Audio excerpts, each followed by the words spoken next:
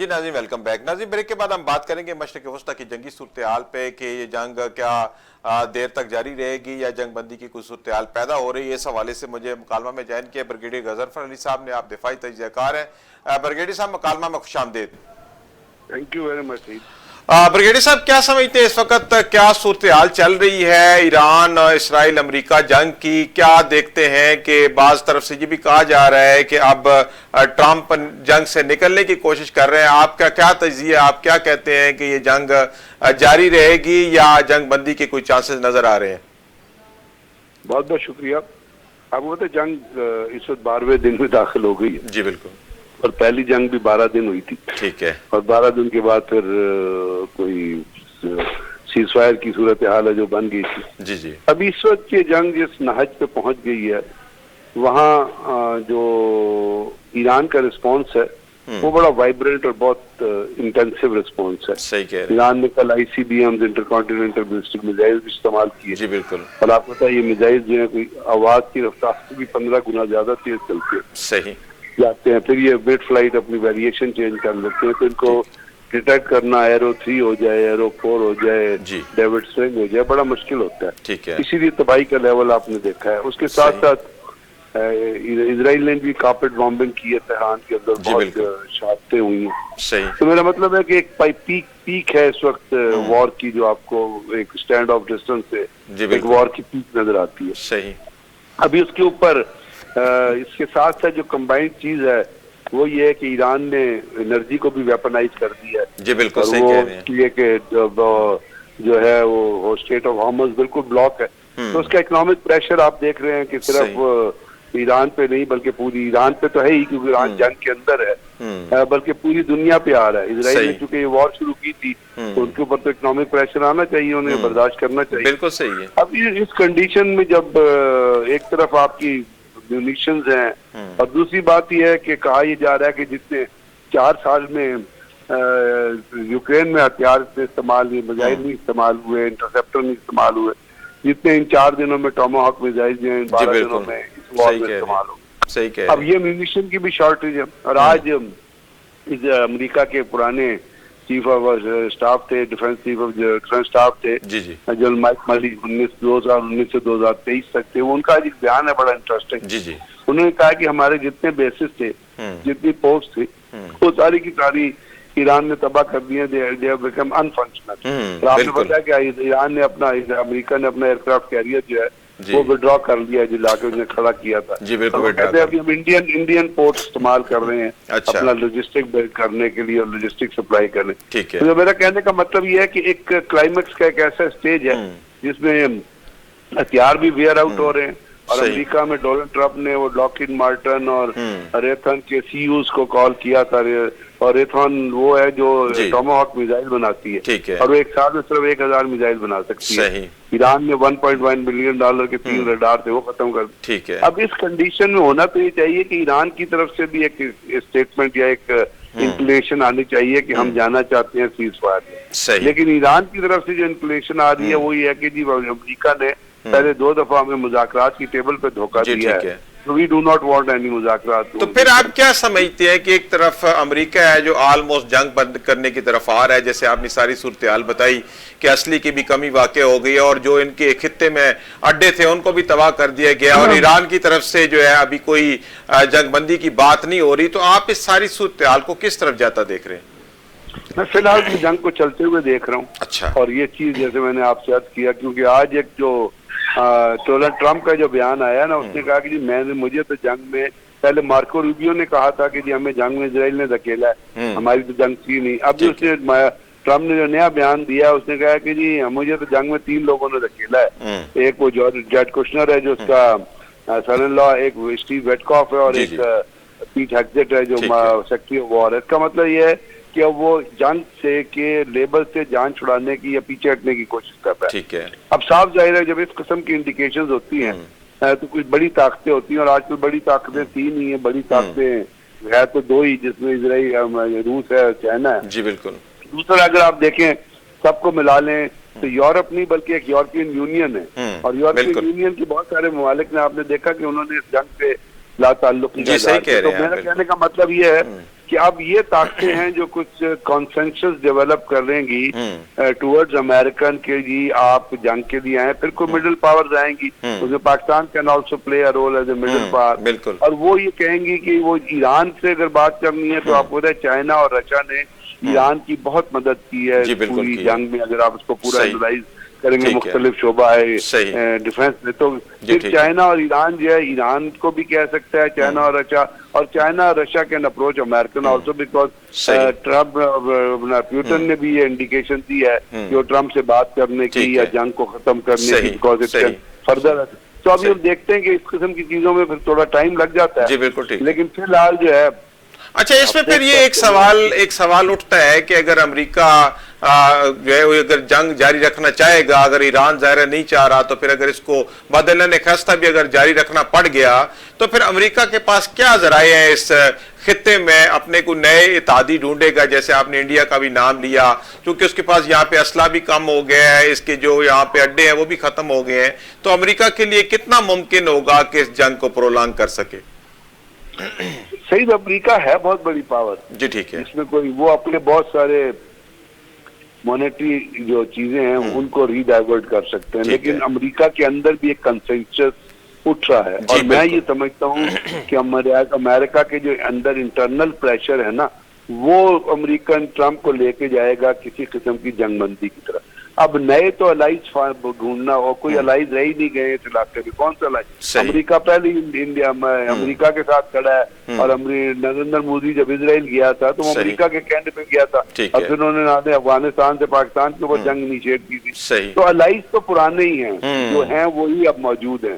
میں نے آپ سے عرض کیا کہ یورپین یونین سے کوئی بندہ آ جا گئے کہ ہم بات وہ الگ اندر ہے، لیکن جرمنی، فرانس، ان سب نے اپنا، اسپین، بلکہ اسپین نے تو یہاں تک کہہ دیا کہ اگر ٹرمپ کہیں بھی نتنیاہو کہیں بھی نظر آیا تو ہم اسے گرفتار کر لیں. ڈومینین ریپبلک نے بھی یہ کہا. تو میرا کہنے کا مطلب ہے کہ اس وقت نئے الائز کو تو مشکل ہے، اور مجھے لگتا ہے کہ ٹرمپ کو جو فائنینشیل ریسٹرکشنز ہیں، نئی بجٹ سینکشن کرانے کی ڈیفنس میونیشن کے حساب سے، اس میں بھی بڑی پرابلم پڑے گی. تو اب جو آپ نے جو کرنا ہے، جو اس وقت ان کے پاس چیزیں اویلیبل ہیں، جو ریزروز اویلیبل ہیں، جو اسی کے تحت انہوں نے کام کرنا ہے. اب ان کے پاس ہتھیاروں کا تو بڑا ذخیرہ ابھی بھی ہے، ان کے جہاز بہت ہے، ایئر فورس بہت مضبوط ہے، نیوی ابھی تک بہت آپٹیمم پہ استعمال نہیں ہوئی ہے، لیکن وہ اس چیزوں کو تھوڑا پیچھے کریں گے، کیونکہ وہ بھی اس وقت یہ لگ رہا ہے دنیا میں کہ ورلڈ وار کی اسکیل کے اوپر کوئی پاور جانا نہیں چاہتی ہے، اور اس کا انڈیکیشن جو ہے وہ آپ کو باقی، کیونکہ جس وقت تک چائنا، رشیا یا یہ نہیں کودتے اس جنگ میں، اس کے کچھ آنچ نظر نہیں آ رہے، تو آپ ایک اوور آل وار کی طرف، یہ تھیٹرائزڈ وار جو ابھی ہو رہی ہے، جس میں مڈل ایسٹ تھیٹر بنا ہے اور ایران تھیٹر بنا ہوا ہے، اس کے اندر یہ ریسٹرکٹ رہے گی. تو لگتا ہے کہ کوئی آہستہ آہستہ جو نیگوسیشن کی طرف کوئی راہ جائے، معاملات چل پڑیں گے. جی ٹھیک ہے، جی ٹھیک ہے، جی ٹھیک ہے. بریگیڈیئر صاحب آپ کا بہت شکریہ، آپ نے وقت نکالا اور پروگرام میں شامل ہوئے. جی ناظرین، ابھی میں پروگرام میں جوائن کیا ہے نذیر حسین صاحب نے. آپ سابق سفارتکار ہیں، آپ کی گہری نظر ہے انٹرنیشنل افیئرز پر بھی. نذیر حسین صاحب، اب آپ کیا سمجھتے ہیں کہ اس وقت جو ایران، اسرائیل اور امریکہ وار ہے، یہ کہاں کھڑی ہے، اور کہا جا رہا ہے کہ ٹرمپ جنگ سے نکلنے کے راستے تلاش کر رہا ہے، تو آپ کیا سمجھتے ہیں کہ واقعی یہ اس وقت امریکہ کے جو دانت کھٹے ہو چکے ہیں اور وہ جنگ بندی اور جنگ سے نکلنے کی طرف جا رہا ہے؟ جی بہت شکریہ. اب دو جملوں میں اگر میں شروع کروں جی، تو یہ جنگ امریکہ جیت نہیں سکتا، اور یہ جنگ ایران ہارے گا نہیں. اب ایک قسم کی سچویشن ہے جہاں پر امریکہ جتنی بھی اس کو بڑھائے، اور وہ بڑھا چکا ہے جو اس نے بڑھانا تھا. پہلا ان کا وار تھا کہ ہم ڈی کیپیٹیشن کہتے ہیں جس کو، کہ ہم ان کی جو لیڈرشپ ہے اس کو ختم کریں گے. وہ ختم کر لیا انہوں نے، لیکن اس کے نتیجے میں ان کو کوئی یہ نہیں ملا کہ ملک کے اندر سے حکومت کے خلاف کوئی ریوولٹ ہو جائے. جی ٹھیک ہے. تو لہذا رجیم چینج کا جو فلاسفی تھی وہ فیل ہو گئی. جی ٹھیک ہے. پھر ان کا تھا کہ ہم ایک اسٹریٹجک بامبنگ کریں گے. جی ٹھیک ہے. وہ اسٹریٹجک بامبنگ سے مراد ہے لانگ ڈسٹینس سے ہیوی بامبنگ وہ کر چکے. اس سے اس سے ایران کا مورال ڈاؤن نہیں ہوا. ٹھیک ہے. اسی دوران میں ایران نے ایک نئی لیڈرشپ بھی منتخب کر لی. جی بالکل. اور وہ لیڈرشپ بھی پرانی لیڈرشپ کی تسلسل ہے. جی بالکل صحیح کہہ رہے ہیں. اچھا اب ایران کیا کر رہا ہے؟ ایران نے جو اپنی اسٹریٹجی بدلی ہے وہ یہ بدلی کہ وہ اسرائیل کے ساتھ ایک وار آف ایٹریشن جسے کہتے ہیں کہ bit by bit piece by piece Israel کو خون میں نہلا رہا ہے وہ. ٹھیک ہے. اب انہوں نے ان کا جو میزائل پروٹیکشن کا سسٹم تھا اس کو پینیٹریٹ کر لیا. ٹھیک ہے. اب ان کے جتنے بھی یہ 3-4 لیئرز ہیں، ڈومز ہیں اور ایروز ہیں اور تھارڈ ہیں، یہ ناکام ہو چکے ہیں مور اور لیس ان کو روکنے کے لیے، چونکہ ایران کے پاس جو ٹیکنالوجی ہے اور جو ہنر میں کہوں گا اردو میں کہ جو انہوں نے اسٹریٹجی ڈراپ کی ہے اور جو اسکل ہے ان کے پاس، اب اس کا نتیجہ آپ کے سامنے ہے کہ پیچھے پر ایک دن پہلے انہوں نے ان کا جو سیٹلائٹ سسٹم ہے اس کو بھی نقصان پہنچا دیا. ٹھیک ہے. ٹھیک ہے. اور جو رپورٹس آ رہی ہیں وہ یہ کہہ رہی ہیں کہ اسرائیل کے کوئی 11 کے قریب سائنٹسٹ مر چکے ہیں، 7 کے قریب جنرلز مر چکے ہیں، اور پرائم منسٹر کا بھائی سب سے چھوٹا جو تھا وہ مر چکا ہے. اچھا نذیر صاحب، جو صورتحال آپ بتا رہے ہیں کہ اس سے تو ایسا لگتا ہے کہ ایران جو ہے وہ آگے گیم بڑھانا چاہ رہا ہے، وہ وار کو پرولانگ کرنا چاہ رہا ہے، لیکن امریکہ کی طرف سے جو خبریں آ رہی ہیں اس پہ تو یہ ہے کہ اب ٹرمپ نکلنا چاہ رہا ہے. تو اگر ایران کی طرف سے کوئی ایسا آئیڈیا نہیں آتا کہ جنگ بندی کا یا اس میں کوئی پاز دینے کا، تو پھر آپ کیا سمجھتے ہیں کہ یہ ساری صورتحال کدھر جائے گی؟ کیا اگر امریکہ چاہے گا تو یہ جنگ بند ہو سکے گی، یا ایران کی بھی رضامندی اس کے لیے ضروری ہے جس کے ابھی کوئی چانسز نظر نہیں آ رہے؟ دیکھیں، ایران سیز فائر کے لیے تیار نہیں ہے. جی بالکل. لیکن ایران جنگ کو ختم کرنے کے لیے تیار ہے. ٹھیک ہے. ختم سے مراد ان کی یہ ہے کہ یہ نہیں ہوگا کہ ہر چند سال کے بعد کوئی نہ کوئی بہانہ کر کے آپ ایران کو دوبارہ جنگ شروع کر دیں. ٹھیک ہے. انہوں نے پچھلے سال جون میں نیوکلیئر پروگرام کا بہانہ کر کے 12 دن کی جنگ کر لی. جی صحیح کہہ رہے ہیں. اور پھر کہا کہ جی یہ پھر انہوں نے کہا کہ ان کے پاس میزائل جو ٹیکنالوجی ہے وہ بہت اسٹرانگ ہے، لہذا اسرائیل کو خطرہ ہے، وہ بھی ختم کریں. پھر کہا کہ جی آپ یہ جو آپ کی رجیم ہے اس کو بھی بدلیں. ایسا نہیں ہوگا. وہ کہہ رہے ہیں اگر آپ نے جنگ بند کرنی ہے تو آپ ایک دفعہ اس کو ڈیسائیڈ کریں کہ کبھی بھی امریکہ اور اسرائیل ایران کے ساتھ جنگ نہیں کریں گے اور ان کو ویکن نہیں کریں گے اور ان کو ٹیررائز کہتے ہیں. مطلب وہ یہ شورٹی چاہتے ہیں کہ کسی طریقے سے یہ بار بار حملہ آور ہوتے ہیں امریکہ اور اسرائیل، وہ یہ نہ ہو. اچھا اگر دوسری طرف دیکھا جائے تو ایک اکنامک پریشر بھی جو ہے وہ ایران کی طرف سے بڑھایا جا رہا ہے. آبنہ ہرمز کو بند کر کے، پیٹرولیم کی جو نقل و حرکت اس کو بند کر کے بھی، تو آپ یہ جو ایران کی طرف سے جو اکنامک پریشر آ رہا ہے اس کو کیا ایک ٹول کے طور پہ دیکھتے ہیں؟ کیا اس وجہ سے بھی مجبوری بن جائے گی دنیا کی کہ یہ ایران اسرائیل امریکہ کی جنگ کو بند کرایا جائے؟ دیکھیں، یہ جنگ دنیا کی نہیں ہے اور یہ جنگ امریکہ کی بھی نہیں ہے. ٹھیک ہے. یہ جنگ صرف اسرائیل کی ہے اور اسرائیل کے اندر بھی یہ صرف جنگ نتن یاہو کی ہے. ٹھیک ہے. اب نتن یاہو کو ایک ایسا پریزیڈنٹ مل گیا ہے امریکہ کے اندر جو اس کی بات سنتا بھی ہے اور اس پہ بغیر سوچے عمل بھی کرتا ہے. ٹھیک ہے. اب اس کا نتیجہ یہ ہوا ہے کہ ایران کے پاس ہر قسم کا حق موجود ہے کہ وہ ہر وہ ہتھیار استعمال کرے اور ہر وہ اسٹریٹجی استعمال کرے جس کی وجہ سے وہ اپنے آپ کو بچا بھی پائے اور دنیا کو بھی شو کر سکے کہ جو امریکہ اور اسرائیل کر رہے ہیں وہ غیر قانونی ہے، انٹرنیشنل لا کے خلاف ہے اور یہ اس کا حق بنتا ہے کہ وہ اکنامک مینز بھی استعمال کرے.